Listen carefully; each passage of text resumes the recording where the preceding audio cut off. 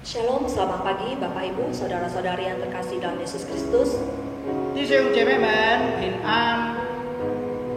Terkhusus seluruh jemaat Gemi Hosana. 特别是我们向你们这个众会友们问安。 Ibadah pagi hari ini akan kita mulai, tapi dahulu kita mempersiapkan hati kita di hadapan Tuhan. 我们要开始我们的聚会，我们大家同来预备心。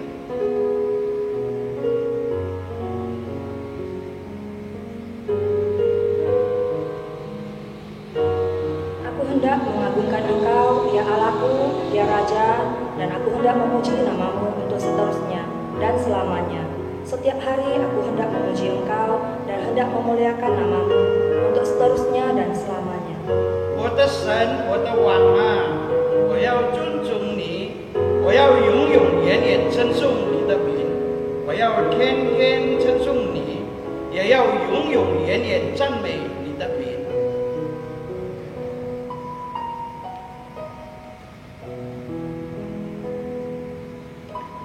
Bapak Ibu Saudara-saudari yang terkasih di dalam Yesus Kristus, 各位的弟兄姐妹们， kita bersyukur kepada Tuhan karena kita tahu hidup kita ada di dalam tangan Tuhan. 我们要感谢神，因为我们知道我们的生命都在神的手中。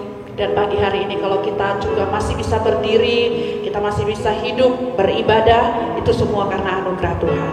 就是今天我们能够站立，我们也能够敬拜神，这完全都是因着主。 Karena itu pagi hari ini kita mau datang kepada Tuhan, kita mau memuji Dia, mau menyembah Dia. 所以我们今天来到神的面前，我们都要来称颂赞美他。 Namun sebelumnya kita mau merendahkan diri di hadapan Tuhan, kita mau mengakui segala dosa kita. 但是在这时候，我们带着一个谦卑的心，我们来向他跪拜。 Karena kita tahu dosa itu membuat kita kehilangan damai sejahtera, membuat kita kehilangan sukacita. 我们要承认我们的过犯，因为我们知道这个罪，使我们不能够喜乐的。 Dan karena itu pagi hari ini kita mau jujur di hadapan Tuhan, kita mau mengakui segala dosa kita.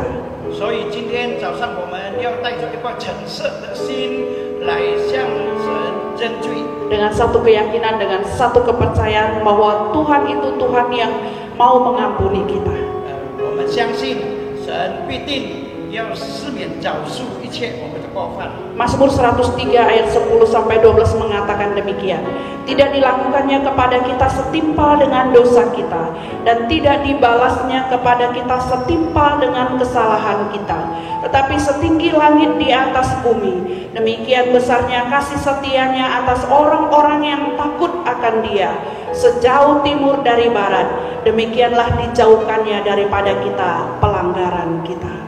诗篇103篇10到12节对我们说，他没有按我们的罪过待我们，也没有照我们的罪孽报应我们。天与地何等的高，他的慈爱向敬畏他的人也是何等的大。东离西多远，他叫我们的过犯离我们也要多远。 Mari Bapak Ibu kita sama-sama merendahkan diri kita berdoa di hadapan Tuhan. 弟兄姐妹们，我们带着一个谦卑的心，我们来承认我们的过犯。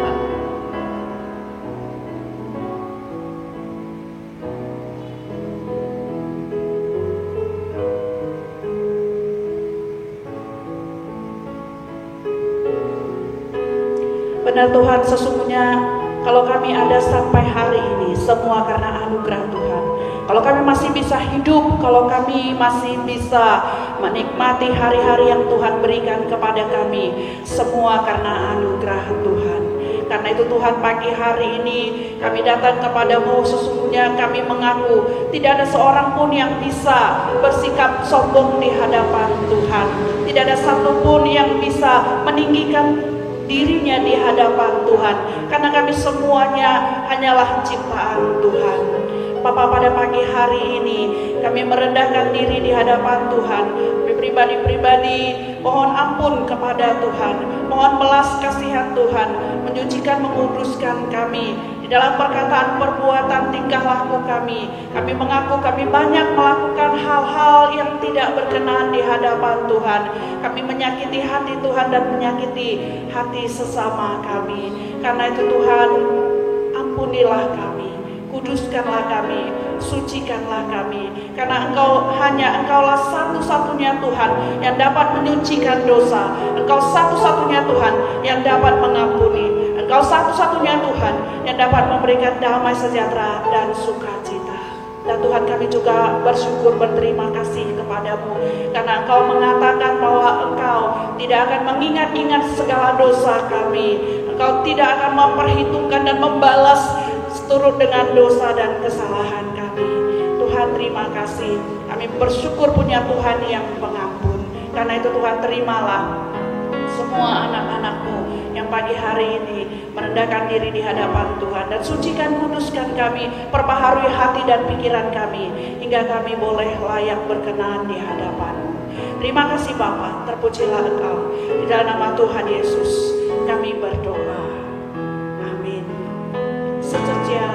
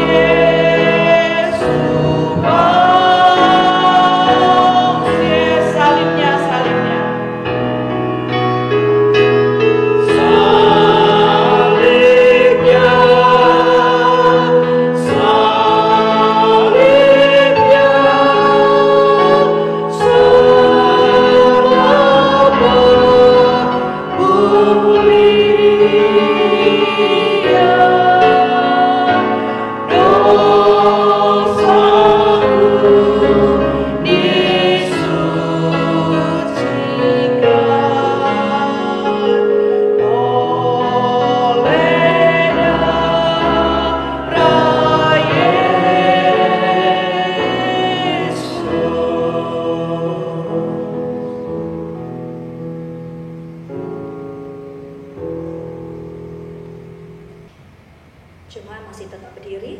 我们仍然站立。 Mari kita memuji Tuhan dengan lagu pujian mulia-mulia bagi namanya. 我们来唱这首诗歌，也就是荣耀我们的神。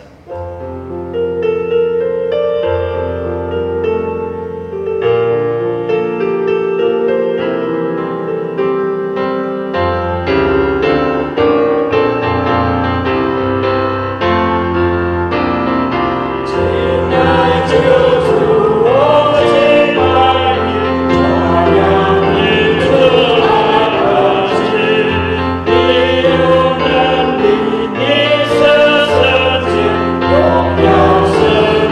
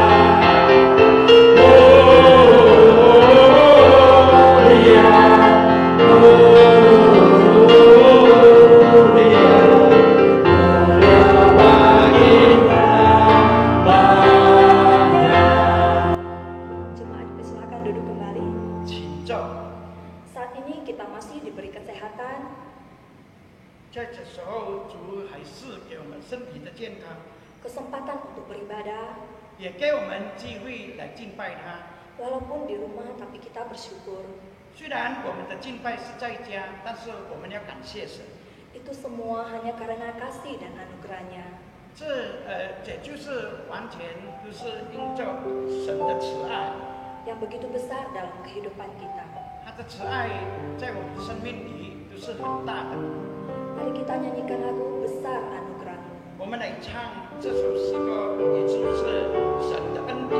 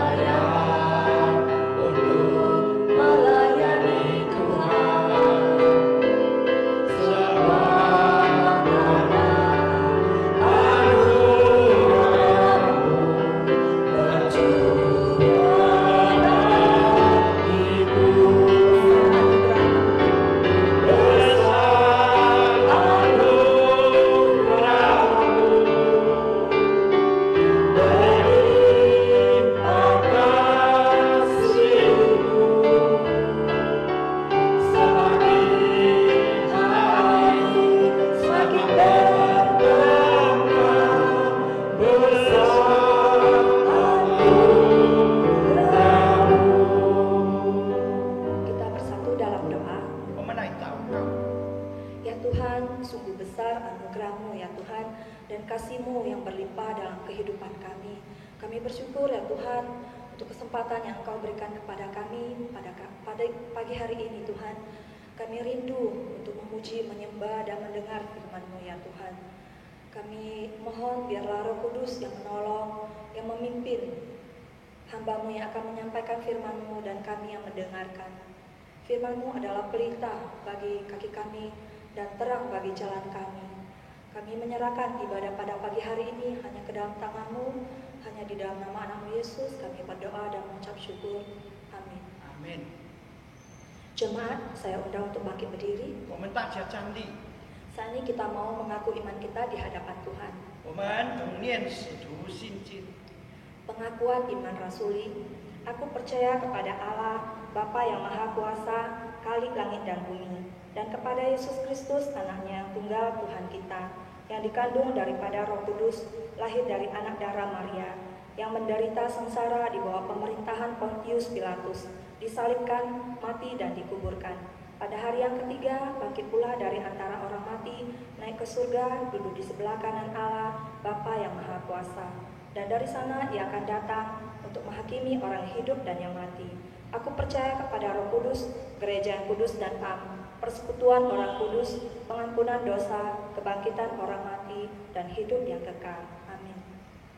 我信上帝全能的父，创造天地的主。我信我主耶稣基督，上帝的独生子，因圣灵感应，有容真理玛利亚所生，在本丢比拉多手下受难，被钉以十字架，受死埋葬。第三天从死人中复活升天，坐在全能父上帝的右边，将来必从那里降临审判活人死人。我信圣灵，我信圣的公的教会，我信圣徒相通，我信罪得赦免，我信生理复活，我信永生。阿门。 Masih tetap berdiri, saatnya kita akan ke responsorian. 我们仍然站立，我们来起应经文。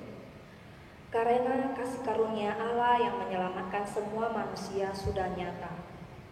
Ia mendidik kita supaya kita meninggalkan kefasikan dan keinginan-keinginan duniawi dan supaya kita hidup bijaksana, adil dan beribadah di dalam dunia sekarang ini.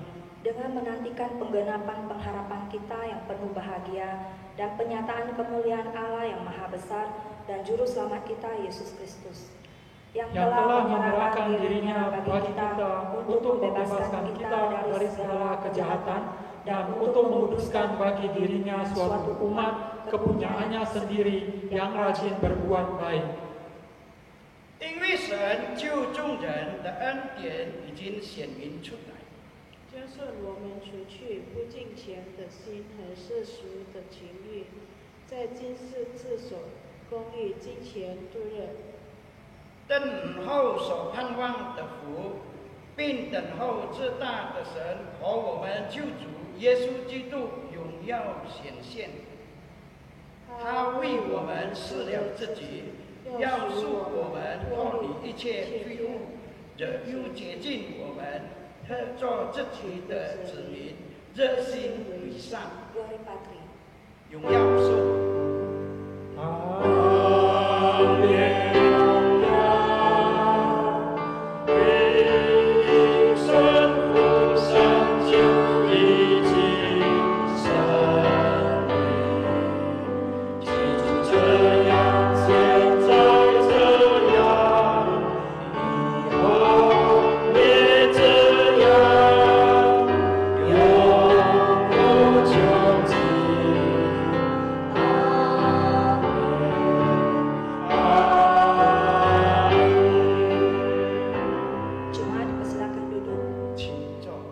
Sebelum kita mendengarkan firman Tuhan, 当我们还没有聆听神的话语的时候， mari kita bernyanyi 我们来唱一首诗歌。 神啊改变我。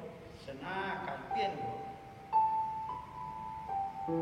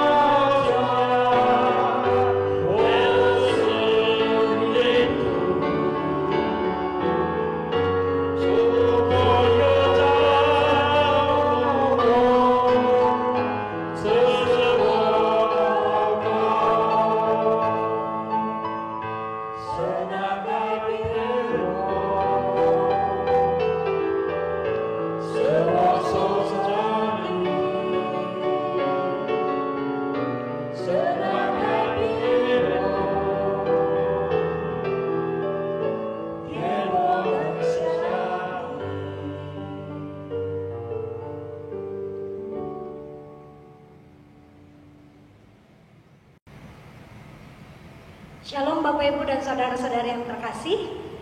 Pada saat ini kita akan merenungkan firman Tuhan. Mari kita persiapkan hati kita bersatu di dalam doa. Mari kita berdoa. Segala puji syukur hormat kami naikkan kepadamu ya Tuhan. Karena kami percaya kami boleh ada pada saat ini karena anugerah Tuhan, karena pertolongan Tuhan, karena kebaikan Tuhan dalam hidup kami. Kami patut bersyukur kepada Tuhan, kami patut beribadah kepada Tuhan. Pada saat ini Tuhan, kami rindu mendengarkan firman Tuhan sebagai kekuatan bagi kami, sebagai penolong bagi kami, bahkan sebagai pengharapan bagi kami. Bahwa Kristus sudah mati, bahkan sudah menyelamatkan hidup kami dan memberikan pengharapan untuk kehidupan kami. Berkati kami semua yang mendengarkan firman Tuhan, berkati hamba-Mu yang menyampaikannya, supaya firman Tuhan benar-benar kami mengerti, kami pahami, bahkan kami hidupi di dalam kehidupan kami dan menjadi berkat bagi kami dan juga bagi semua orang. Terima kasih Tuhan, kami mau serahkan waktu ini ke dalam tangan-Mu. Dalam nama Yesus Kristus kami berdoa dan bersyukur. Amin. Bapak Ibu dan saudara-saudari yang terkasih dalam nama Tuhan kita Yesus Kristus, pada pagi hari ini kita kembali bersama-sama beribadah. Sekalipun dari tempat kita masing-masing, di rumah kita masing-masing, tetapi kita tetap bersuka cita dan bersyukur kepada Tuhan. Kita akan merenungkan satu bagian firman Tuhan yang mau kita renungkan pada pagi hari ini. Kita membuka Alkitab kita dari 1 Korintus pasal 15 ayat yang pertama sampai ayat yang ke-11. Ya, saya akan membacakannya bagi kita semua. 1 Korintus pasal 15 ayat yang pertama sampai ayatnya yang ke-11. Demikian firman Tuhan. Kebangkitan Kristus. Dan sekarang saudara-saudara, aku mau mengingatkan kamu kepada Injil yang aku beritakan kepadamu dan yang kamu terima, dan yang di dalamnya kamu teguh berdiri. Oleh Injil itu kamu diselamatkan, asal kamu teguh berpegang kepadanya. Seperti yang telah kuberitakan kepadamu, kecuali kalau kamu telah sia-sia saja menjadi percaya. Sebab yang sangat penting telah kusampaikan kepadamu, yaitu apa yang telah kuterima sendiri, ialah bahwa Kristus telah mati karena dosa-dosa kita sesuai dengan kitab suci, bahwa Ia telah dikuburkan dan bahwa Ia telah dibangkitkan pada hari yang ketiga sesuai dengan kitab suci, bahwa Ia telah menampakkan diri kepada Kefas dan kemudian kepada ke-12 muridnya. Sesudah itu Ia menampakkan diri kepada lebih dari 500 saudara sekaligus. Kebanyakan dari mereka masih hidup sampai sekarang, tetapi beberapa di antaranya telah meninggal. Selanjutnya Ia menampakkan diri kepada Yakobus, kemudian kepada semua rasul, dan yang paling akhir dari semuanya Ia menampakkan diri juga kepadaku, sama seperti kepada anak yang lahir sebelum waktunya. Karena aku adalah yang paling hina dari semua rasul, sebab aku telah menganiaya jemaat Allah. Tetapi karena kasih karunia Allah, aku adalah sebagaimana aku ada sekarang, dan kasih karunia yang dianugerahkannya kepadaku tidak sia-sia. Sebaliknya, aku telah bekerja lebih keras daripada mereka semua, tetapi bukannya aku, melainkan kasih karunia Allah yang menyertai aku. Sebab itu, baik aku maupun mereka, demikianlah kami mengajar dan demikianlah kamu menjadi percaya. Demikian firman Tuhan yang boleh kita baca pada pagi hari ini. Bapak, Ibu, dan saudara-saudari yang terkasih, tema kita pada minggu ini adalah transformasi karena kasih karunia. Transformasi karena kasih karunia. Bapak, Ibu, transformasi jika diartikan menurut Kamus Besar Bahasa Indonesia, itu diartikan sebagai perubahan rupa. Perubahan rupa, perubahan bentuk, perubahan sifat, perubahan fungsi, dan lain sebagainya. Jadi transformasi itu menunjuk kepada satu perubahan yang terjadi baik itu bagi diri kita maupun pada segala sesuatu yang ada di sekitar kita. Nah, Bapak Ibu, sebuah perubahan atau sebuah transformasi pasti terjadi bagi diri kita. Sebuah transformasi itu tidak bisa kita elakkan. Sebuah perubahan itu tidak bisa kita hindari dari diri kita. Secara fisik, tubuh kita mengalami perubahan dari waktu ke waktu.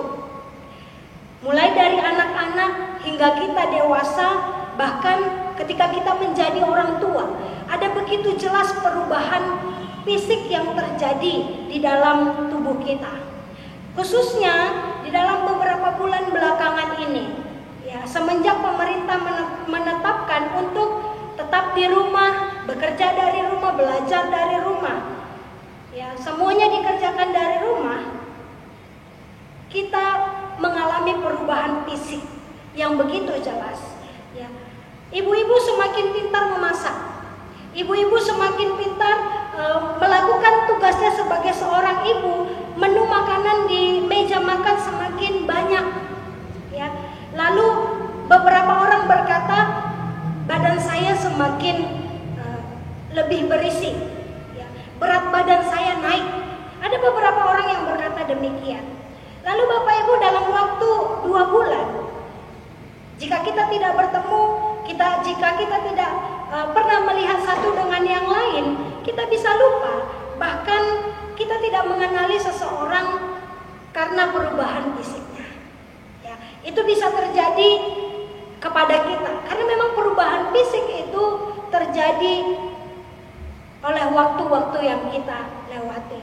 Nah, kemudian Bapak Ibu dan saudara-saudari, selain perubahan fisik, kita juga mengalami yang namanya perubahan pola pikir. Ya, jadi ada perubahan fisik, ada perubahan pola pikir yang otomatis akan terjadi dalam diri kita. Dari yang tidak tahu apa-apa, kita bisa menjadi tahu banyak hal.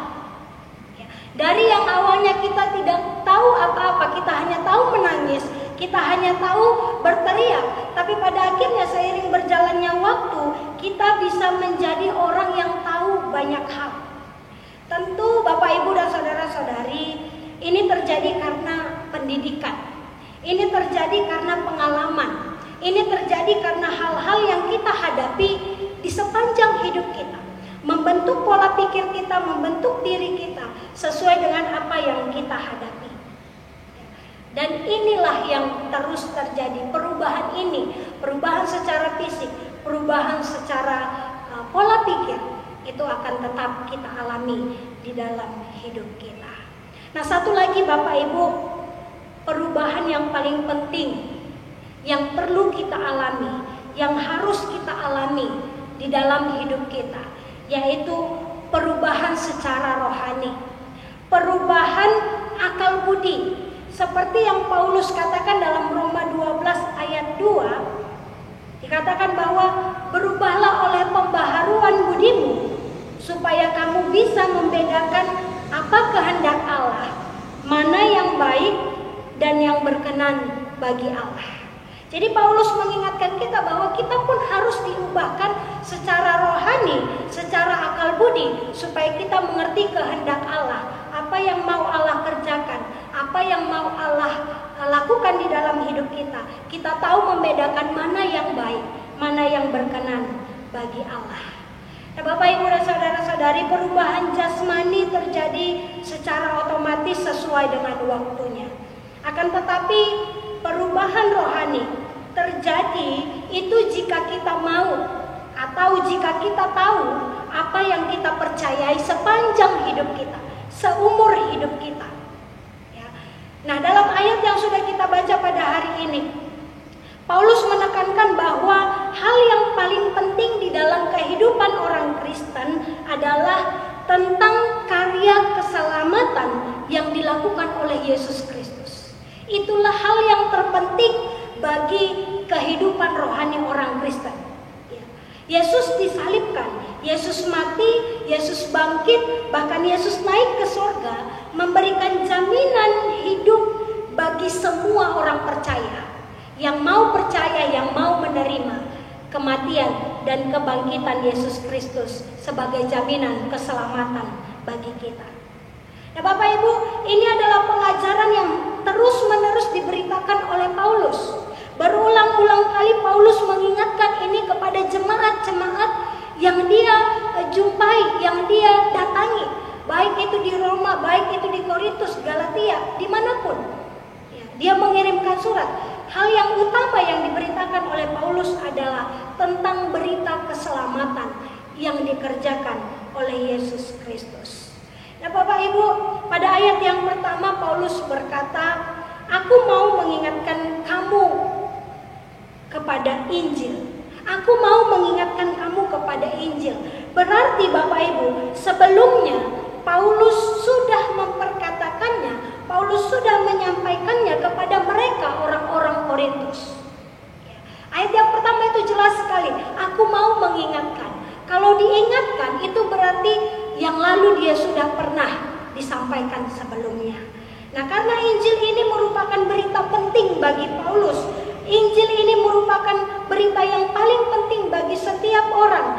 Penting untuk dipercayai, penting untuk dimengerti, dan juga penting supaya di dalam hidup sebagai orang-orang percaya kita punya dasar yang kuat. Kita punya kekuatan dalam iman kita bahwa kita sudah diselamatkan dan juga sekaligus sebagai pengharapan di dalam hidup kita, orang-orang yang percaya. Bapak Ibu, Paulus tidak menyampaikan berita yang hoax. Paulus tidak menyampaikan berita omong kosong. Dia juga tidak memperkatakan sesuatu berdasarkan imajinasinya sendiri, tidak.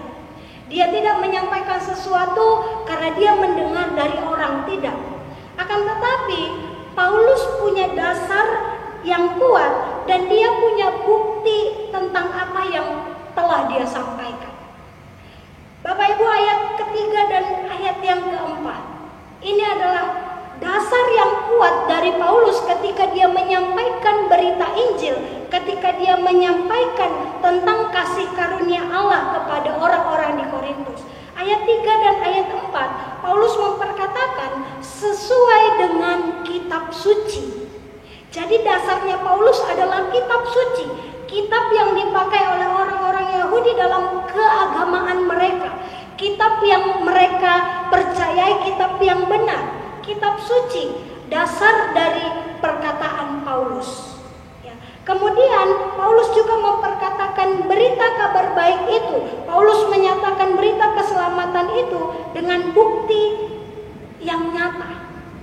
Ya. Bukti itu adalah ketika banyak orang menyaksikan sendiri kebangkitan Yesus Kristus dan yang bertemu langsung dengan Dia, termasuk Paulus sendiri.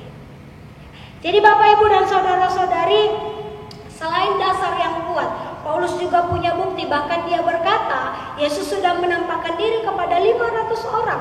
Dan 500 orang itu masih hidup sampai sekarang, tapi sebagian sudah meninggal. Itu yang menjadi bukti Paulus. Bapak Ibu, sebenarnya tidak ada alasan bagi orang-orang di Korintus untuk menolak atau bahkan tidak percaya kepada Injil yang disampaikan oleh Paulus. Jadi dua hal ini menjadi hal penting bagi orang-orang Korintus. Mereka bisa percaya kepada berita keselamatan yang disampaikan oleh Paulus. Selain itu, hal yang terpenting lainnya dari pemberitaan Paulus yang kita baca pada pagi hari ini adalah bahwa Injil itu sendiri, keselamatan itu sendiri telah mengubah hidup Paulus.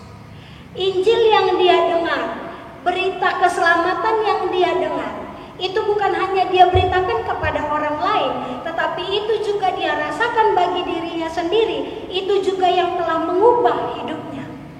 Kita tahu cerita tentang Paulus, kita sudah banyak mendengar cerita tentang Paulus. Paulus itu adalah seorang yang taat pada hukum Taurat, dan dia begitu taat kepada aturan keagamaan mereka. Dia menjadi orang-orang yang fanatik kepada kepercayaan yang lain. Dia menolak, bahkan dia menganiaya orang-orang yang percaya kepada Yesus Kristus. Dia menganiaya orang-orang yang beralih kepercayaannya kepada Yesus Kristus. Dia meminta surat kepada semua kepala-kepala daerah supaya dia bisa menganiaya orang-orang yang percaya kepada Yesus. Namun Bapak Ibu, dalam perjalanan hidupnya, Paulus memperoleh kasih karunia dan dia menerima Injil, lalu ia percaya dan ia menjadi saksi Kristus yang luar biasa. Lalu kemudian pada ayat yang ke-10, dengan yakin, dengan teguh, Paulus mengatakan, tetapi karena kasih karunia Allah, aku adalah sebagaimana aku ada sekarang, dan kasih karunia yang dianugerahkannya kepadaku tidak sia-sia. Jadi Bapak Ibu, ini adalah satu pernyataan dari Paulus meyakinkan orang yang mendengar dia bahwa Paulus sebagaimana adanya dia ketika itu adalah karena kasih karunia yang dia peroleh, itu adalah karena Injil yang dia terima, itu adalah karena karya keselamatan yang Yesus Kristus kerjakan bagi dia. Kasih karunia itu adalah kasih terbesar dari Allah kepada manusia. Kasih karunia itu adalah kasih yang diberikan Allah kepada semua manusia. Karena anaknya satu-satunya dikorbankan, anaknya satu-satunya disalibkan, mati dan bangkit menjadi jaminan keselamatan bagi hidup semua orang percaya. Bahkan dia mati, dia disalibkan, dia mati, dia bangkit bagi semua orang yang berdosa. Dan kasih itulah yang diterima oleh Paulus yang juga mengubah hidupnya. Bapak Ibu, Paulus adalah salah satu contoh Alkitab yang mengalami transformasi kehidupannya karena kasih karunia Allah yang dia rasakan di dalam hidupnya.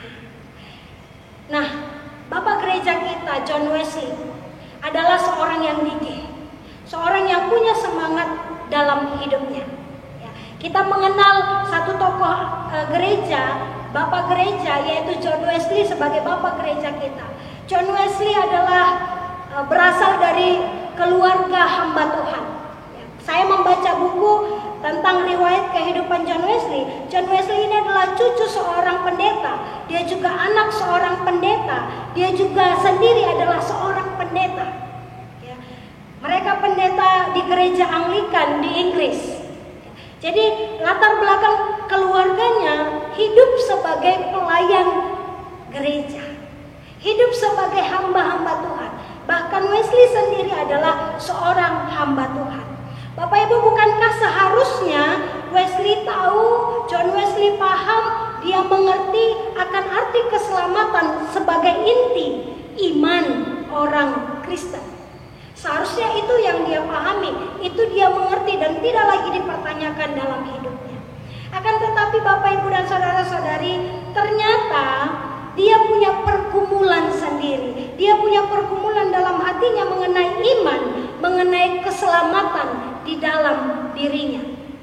John Wesley takut menghadapi kematian. John Wesley ragu membicarakan tentang iman kepada orang lain. Sebagai hamba Tuhan, John Wesley sebagai pendeta, John Wesley ragu memperkatakan tentang iman. John Wesley takut menghadapi kematian. Nah, itu diceritakan dalam buku hariannya, satu pengalaman kehidupan John Wesley ketika dia diutus menjadi misionaris di Amerika Utara. Di dalam perjalanan, di kapal yang dia tumpangi, ya, di kapal yang mereka gunakan, kapal itu diombang-ambingkan oleh badai yang sangat besar. Ketika itu dia bersama-sama dengan orang-orang Moravian, ya, ketika itu dia sangat ketakutan, dia takut akan kematian. Akan tetapi ketika dia melihat orang-orang Moravian yang ada di dalam kapal itu, dia melihat orang-orang itu bersama-sama dengan dia, tanpa rasa takut, tanpa rasa khawatir. Mereka dengan tenang memuji Tuhan. Itu yang menjadi kegelisahan hati John Wesley. John Wesley sadar bahwa imannya tidak sekuat iman orang-orang Moravian itu. John Wesley mengakui ketika itu dia mengaku percaya kepada Yesus, namun dia sadar pengakuannya itu adalah omong kosong yang tidak didasari oleh iman di dalam hatinya. Nah, Bapak Ibu, itu adalah pengalaman singkat kehidupan dari John Wesley ketika dia diutus menjadi seorang misionaris ke Amerika Utara. Lalu kemudian Bapak Ibu, apa yang terjadi ketika dia menjadi seorang misionaris? Dia menjadi misionaris yang gagal. Lalu dia kembali pulang ke Inggris dan dia melanjutkan pelayanannya dengan terus bergumul dengan imannya, dan bahkan dia hampir mengundurkan diri sebagai pendeta. Dia tidak mau melanjutkan lagi pelayanannya. Dia tidak mau melanjutkan lagi pekerjaannya. Akan tetapi Bapak Ibu, oleh nasihat seorang pendeta yaitu Peter Bohler, Wesley mengurungkan niatnya untuk mundur dari kependetaan. Dia tetap melayani, dia tetap berkhotbah meskipun dia juga masih terus bergumul tentang iman, tentang kepercayaannya. Hingga pada waktunya ketika John Wesley menjalani terus pelayanannya, ketika John Wesley terus menjalani hidupnya, tepat pada tanggal 24 Mei 1738, Wesley mendengar pembacaan kata pengantar kitab Roma tentang Injil sebagai karya Allah yang menyelamatkan. John Wesley mendengar pembacaan kitab Roma yang dituliskan oleh Luther tentang Injil sebagai karya Allah yang menyelamatkan. Ketika itu John Wesley mengalami pembaharuan iman. Saat itu juga hatinya dihangatkan sehingga dia percaya Yesus sudah menyelamatkan hidupnya. Yesus memberikan jaminan hidup kepada dia. Yesus memberikan keselamatan kepada dirinya. Sehingga Bapak Ibu, ketika itu ketakutan John Wesley hilang, keraguannya hilang, akan tetapi imannya tumbuh mulai dari saat itu. Imannya kembali hadir mulai dari saat itu. 24 Mei hari ini diperingati sebagai Hari Aldersgate. Diperingati sebagai pertobatan John Wesley bagi seluruh gereja Metodis. Tapi bagi saya bukan pertobatan John Wesley, melainkan pembaharuan iman John Wesley. Bapak Ibu, itulah titik awal gerakan Metodis ada dan sampai saat ini pun masih ada.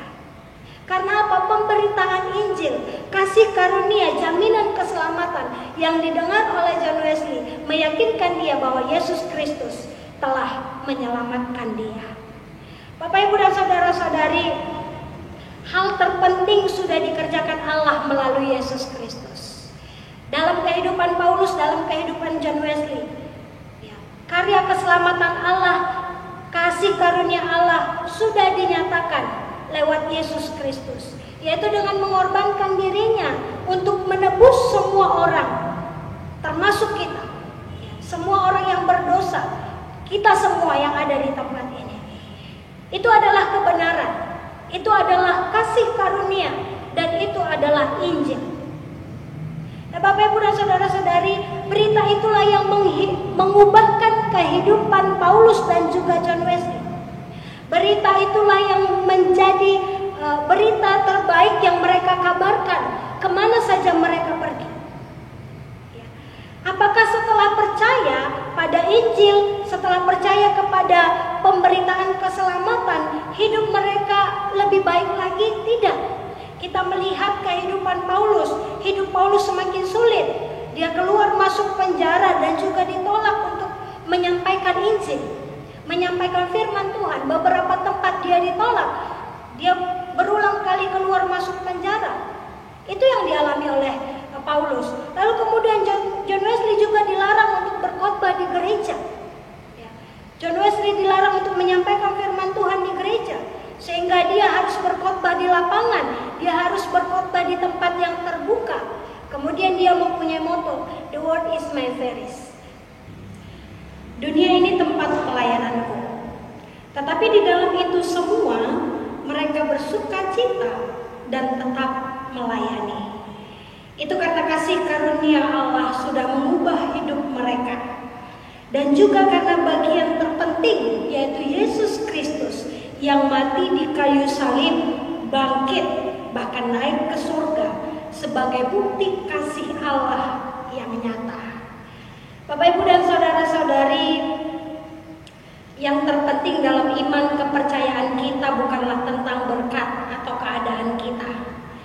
Kita tidak dapat mengukur kasih Allah dengan berkat yang kita terima. Kita tidak dapat mengukur kasih Allah dengan seberapa baik keadaan hidup kita. Karena jika demikian, berarti kita tidak mengerti akan kasih Allah yang besar di kayu salib, akan pengorbanan Allah lewat Yesus Kristus di kayu salib. Bahkan dia bangkit, bahkan dia naik ke surga untuk menjadi pengharapan bagi kita. Bapak, Ibu, dan saudara-saudari, seberapa besar kasih karunia Allah itu sudah mempengaruhi kehidupan kita. Pada saat kita mendengar tentang kasih karunia Allah, tentang kasih-Nya yang besar, pada saat itu seharusnya kita sudah merasakan kasih karunia Allah dan yang menyelamatkan kita dan juga mampu mengubahkan hidup kita. Tentu ketika kita merasakan kasih karunia Allah yang besar, kita akan berubah dan semuanya hanya berfokus kepada Tuhan. Bahkan hidup kita pun seutuhnya kita serahkan kepada Tuhan. Bapak, Ibu, dan saudara-saudari, jangan biarkan kasih karunia Allah sia-sia dalam hidup kita. Kematian Yesus Kristus di kayu salib sia-sia bagi kita. Tetapi biarlah kasih Allah itu benar-benar mengubah hidup kita, mengubah rohani kita menjadi lebih baik lagi dan lebih mempermuliakan nama Tuhan. Biarlah firman Tuhan ini menolong dan memberkati kita semua. Mari kita berdoa. Tuhan, terima kasih untuk firman-Mu yang sudah kami dengarkan. Firman-Mu yang mengingatkan kami bahwa begitu besar kasih Allah akan hidup kami, bahwa begitu besar pengorbanan Allah dalam hidup kami. Dan biarlah kasih-Mu itu Tuhan mengubah hati kami, menguatkan iman kami, sehingga kami benar-benar menjadi orang-orang percaya yang memuliakan nama Tuhan dalam setiap kehidupan kami. Dan tolong kami untuk melakukan firman-Mu, tolong kami untuk mengerti memahami firman-Mu, sehingga firman-Mu pada pagi hari ini tidak menjadi sia-sia, tetapi menjadi berkat bagi setiap kami. Di dalam nama Yesus Kristus kami berdoa dan bersyukur. Amin. Bapak, Ibu, dan saudara-saudara yang terkasih, pada saat ini kita akan berdoa syafaat. Kita akan berdoa syafaat. Yang pertama, mari kita berdoa untuk saudara-saudara kita yang merayakan Hari Raya Idul Fitri. Kiranya Tuhan menolong saudara-saudara kita untuk tetap menjaga kesehatan, untuk tetap menjaga keamanan, dan tetap taat pada anjuran pemerintah dalam rangka menghentikan penyebaran COVID-19 di tengah-tengah bangsa kita. Lalu kita juga berdoa untuk semua jemaat GMI Hosana Lubuk Pakam, POSPI Pantai Labu dan Galau, untuk yang sakit, yang sedang dalam pergumulan ekonomi, anak-anak yang sedang studi dan bekerja di luar negeri atau di luar kota, orang-orang tua yang sudah lanjut usia. Lalu kita berdoa untuk pribadi kita masing-masing. Mari Bapak, Ibu, kita sama-sama buka suara kita berdoa. Tuhan Allah Bapa kami yang bertahta di dalam kerajaan surga, kembali kami datang kepadamu Tuhan, kembali kami berdoa di hadapan Tuhan. Kami memohon kasih karunia-Mu memperkenankan kami untuk berdoa di hadapan Tuhan, menaikkan setiap permohonan kami kepadamu. Pada pagi hari ini Tuhan, kami bersatu hati, kami berdoa untuk bangsa dan negara kami, Terkhusus Tuhan, dalam waktu-waktu yang akan datang, saudara-saudara kami akan merayakan Hari Raya Idul Fitri. Tuhan, kami mau berdoa, kiranya Engkau memberkati semuanya Tuhan, masyarakat Indonesia yang merayakan Hari Raya Idul Fitri, supaya semuanya boleh berjalan dengan baik. Mereka boleh merayakannya penuh dengan sukacita, dengan tetap melakukan apa yang menjadi peraturan di tengah-tengah bangsa kami. Bahkan dalam keadaan pada saat ini Tuhan, ketika bangsa kami terus berjuang untuk menyelesaikan permasalahan virus COVID-19 yang terus ada di tengah-tengah bangsa kami. Kiranya Engkau menolong kami supaya kami punya tanggung jawab bagi diri kami sendiri, bagi keluarga kami, bahkan bagi bangsa dan negara kami. Apa yang kami perbuat menolong para pemerintah kami untuk menyelesaikan persoalan ini, untuk menyelesaikan perkumpulan kami bersama di tengah-tengah bangsa kami. Tolong setiap kami Tuhan, saudara-saudara kami juga, sekalipun mereka tidak dapat berkumpul dengan keluarga mereka seperti biasanya, tetapi biarlah sukacita tetap ada di dalam mereka. Mereka boleh memaknai perayaan Idul Fitri ini dengan memuliakan nama Tuhan. Terima kasih Tuhan, kami serahkan mereka semua, bahkan bangsa dan negara kami ke dalam tangan-Mu. Kalau kami yang di surga, kami juga mau terus berdoa bagi jemaat GMI Hosana Lubuk Pakam. Tuhan, Kau yang mengetahui apa yang menjadi keadaan kami pada saat ini. Semuanya kami serahkan ke dalam tangan-Mu. Setiap jemaat Tuhan yang punya pergumulan, yang dalam sakit penyakit, kiranya Tuhan tolong dan berkati mereka. Tuhan yang kuatkan mereka. Kami juga mau berdoa Tuhan, sekalipun kami tidak dapat bersama-sama beribadah bersama di gereja-Mu ini, tetapi kami harus beribadah di tempat kami masing-masing, di rumah kami masing-masing. Tapi biarlah itu tidak mematahkan iman percaya kami kepada Tuhan. Kami tetap menjaga iman kami kepada Tuhan. Kami tetap memuliakan nama Tuhan. Kami tetap meninggikan nama Tuhan. Bahkan kami semakin mengenal Tuhan di dalam kehidupan kami. Kami berdoa Tuhan untuk setiap jemaat-Mu, mungkin mereka dalam pergumulan pekerjaan, pergumulan ekonomi, bahkan semuanya Tuhan yang menjadi pergumulan tengah-tengah keluarga mereka. Kami serahkan ke dalam tangan-Mu. Biarlah kuat kuasa Tuhan itu yang memberikan kelegaan, memberikan sukacita, memberikan damai sejahtera untuk setiap jemaat Tuhan. Kami juga mau berdoa Tuhan untuk setiap keluarga jemaat-Mu yang ada di luar kota maupun yang ada di luar negeri, studi maupun yang bekerja Tuhan. Kau tolong Kau berkati mereka. Kami semua terbatas, tapi kami percaya kami punya Tuhan yang tidak terbatas, yang mampu memberkati dan menolong setiap kami dimanapun kami berada. Tuhan, kami juga mau berdoa untuk setiap orang tua kami yang di masa tua mereka dalam sakit penyakit yang mereka rasakan dalam tubuh mereka. Kiranya Engkau yang memberikan damai sejahtera dalam usia mereka yang sudah lanjut. Engkau yang memberikan mereka sukacita menjalani hidup mereka dan tetap berserah penuh kepadamu. Terima kasih Tuhan, terima kasih Bapa yang baik. Kami juga mau berdoa untuk semua kami Tuhan, dimanapun kami berada. Biarlah Engkau tetap memberkati dan menyertai kami, menolong kami, supaya apapun yang menjadi pengharapan kami, apa yang menjadi doa kami, tetap kami serahkan kepada Tuhan. Terima kasih Tuhan, inilah doa kami kepadamu. Ampunkan setiap dosa dan pelanggaran kami, layakkan kami di hadapan Tuhan. Di dalam nama Yesus Kristus, Tuhan dan Juru Selamat kami yang hidup, kami sudah berdoa dan bersyukur. Amin.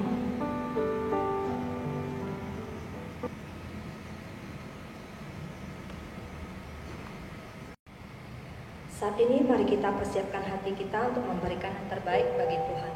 这时候我们来预备我们的心，我们要奉献。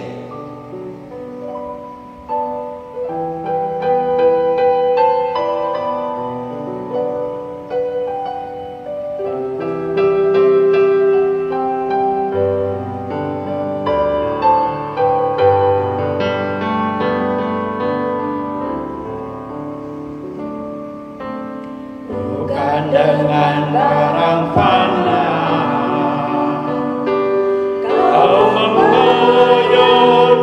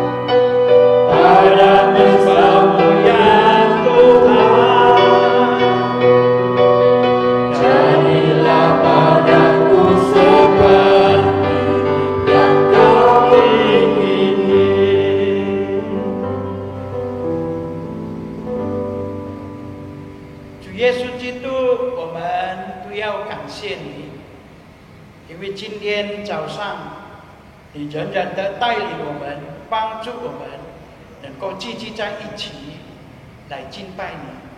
虽然我们的敬拜是在我们个人的家中，但是我们相信主你都与我们同在。主耶稣基督，我们都已经用诗歌，已经用你的灵来赞美你。我们也听了神你的话语，求主你都安慰我们，你都刚强我们，因为你的话是我们脚前的灯，是我们路上的光。主耶稣基督在这时候，你又给我们美好的机会来奉献主你所赐给我们的，你都将这个金钱洁净耶纳用在推广主你的福音。你祝福所有你的儿女们，无论在他们的工作，无论在他们的生意，无论在他们的家庭，孩子们学业都得蒙主你的照顾。将以下的时间完全交托，奉耶稣基督名求，阿们。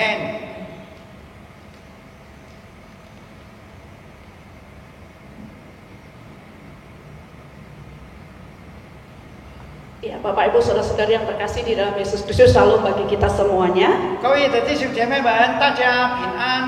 Dan saya juga mengucapkan selamat hari Minggu. 我也祝你们主日的敬拜者神。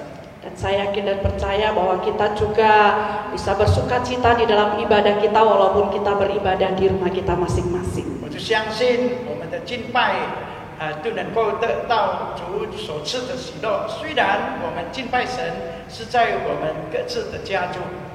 Nah, Bapak Ibu, walaupun pandemi kita masih ada, 虽然这个疫情还是有在的， tapi kita tahu juga bahwa proses belajar mengajar di sekolah juga masih terus berjalan. 但是在学校的这些教学生们都是继续的进行。 Nah, sekolah kita sudah membuka pendaftaran untuk murid-murid baru. 我们学校都开始报名新的学生。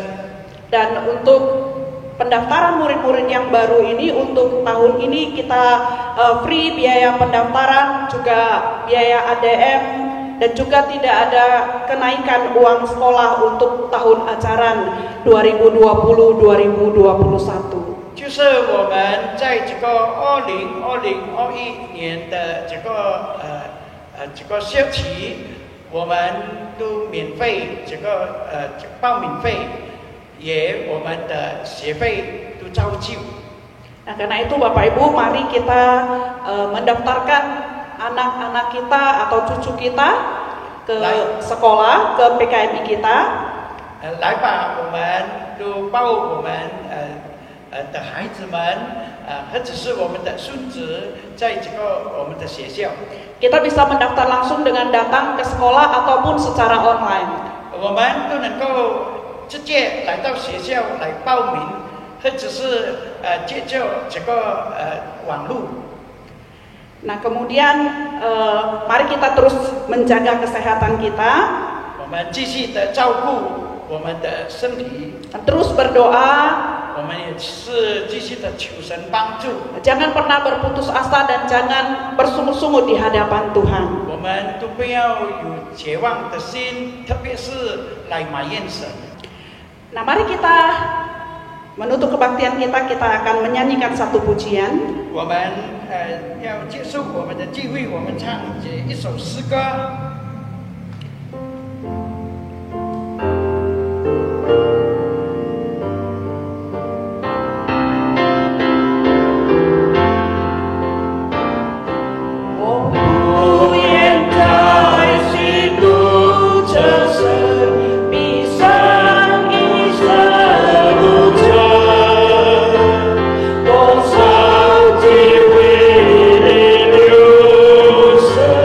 Izin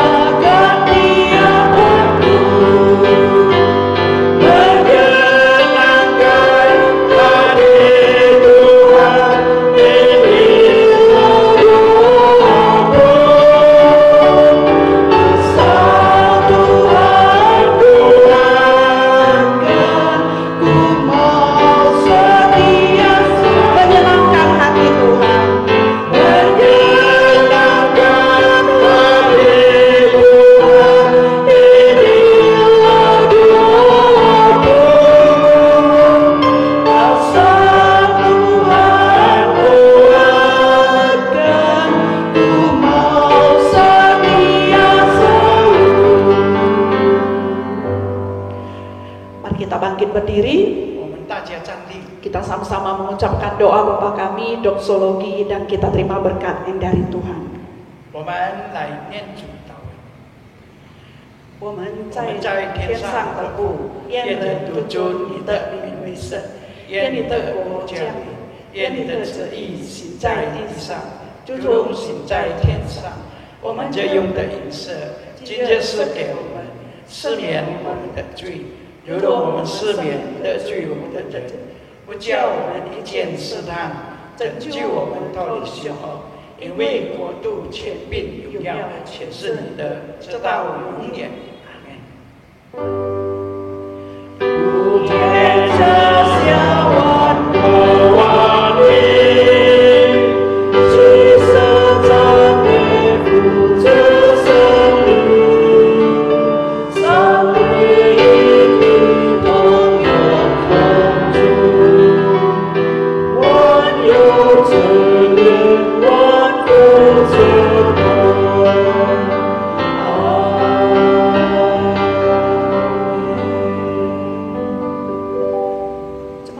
Tuhan, mari mengarahkan hati dan pikiran kita kepada Tuhan dan kita menerima berkat yang daripada Dia. 愿我主耶稣基督的恩惠、阿爸父上帝的慈爱、圣灵的感动、带领与交通，常与你们同在，从今时直到永永远远。Anugerah dari Tuhan kita Yesus Kristus, kasih sayang dari Allah Bapa, persekutuan yang indah di dalam Roh Kudus, itulah yang memberkati, menyertai dan menolong kehidupanmu hari ini, besok, bahkan sampai selama-lamanya. Amin.